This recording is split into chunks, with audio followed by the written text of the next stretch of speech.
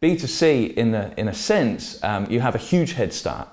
And that's where the real challenge with B2B comes in, and that is how to relate to the people that you're trying to sell a product to. And it's probably why some people consider B2B to be a little less interesting or boring or what have you, why it has that kind of tag attached to it. And it is that there's a lot of technical information sometimes to communicate. The trick is, of course, is to create an entrance to that technical information, is to try to kind of build a gate that's so enticing that people want to go in through the gate and then get the technical information. So it's not about just listing a whole load of bullet points and talking about price. Like any decent communication, it's about establishing a more emotional connection with your audience.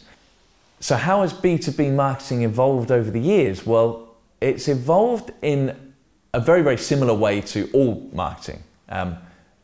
5-6 years ago, suddenly new things started to happen. New channels were opened up to us.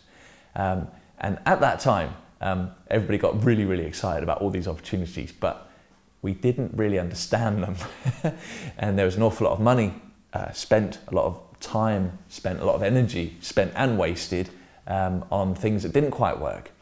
And the beauty, I think, from a B2B perspective is that maybe B2B is a little bit more conservative in that it doesn't necessarily hop into new channels without the assurance that it's going to work.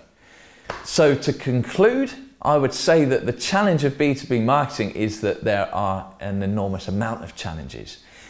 If you just imagine a campaign directed towards a production line engineer and the way that you need to talk to him in order to articulate the benefit that you're delivering to his day, the need that you're meeting.